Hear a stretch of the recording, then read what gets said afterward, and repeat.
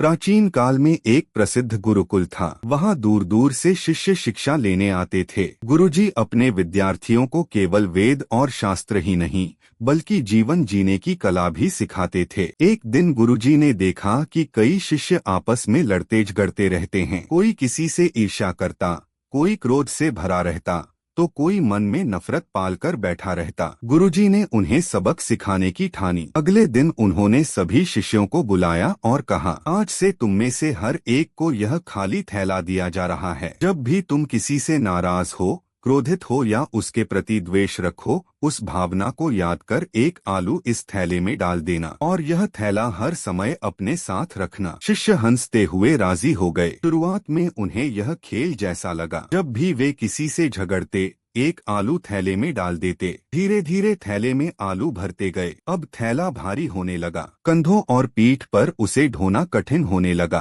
कुछ दिन बाद आलू सड़ने लगे और उसमें से बदबू आने लगी। शिष्यों का जी मिचलाने लगा, लेकिन नियम था कि थैला हमेशा साथ रखना है। कुछ दिन और बीते। शिष्य परेशान होकर गुरुजी के पास पहुँचे और बोले, गुरुदेव, यह थैला हमारे लिए बोझ बन गया है। यह आलू सड़कर दुर्गंध फैला रहे हैं। इन्हें उठाना अब असहनीय हो गया है। गुरुजी मुस्कुराए और बोले, यही तो मैं तुम्हें सिखाना चाहता था। जैसे यह थैला तुम्हें भारी लग रहा है, वैसे ही जीवन में नफरत, ईर्ष्या और क्रोध का बोझ भी हमें भीतर से सड़ा देता है। मन की नकारात्मक भावनाएं हमारे जीवन को बदबूदार और असहनीय बना देती हैं। अगर तुम इन्हें छोड़ दोगे तो तुम्हारा जीवन हल्का, सुगंधित और आनंदमय हो जाएगा। शिष्यों की आंखें खुल गईं। उन्होंने उसी क्षण प्रण किया कि वे अब क्रोध, ईर्ष्या और नफरत को दिल में जगह नहीं देंगे। सीख, मोरल: नफरत और क्रोध का बोझ हमें ही कष्ट देता है। मन को हल्का और शुद्ध रखने से ही जीवन सुखमय होता है। सच्चा ज्ञान वही है जो हमारे भीतर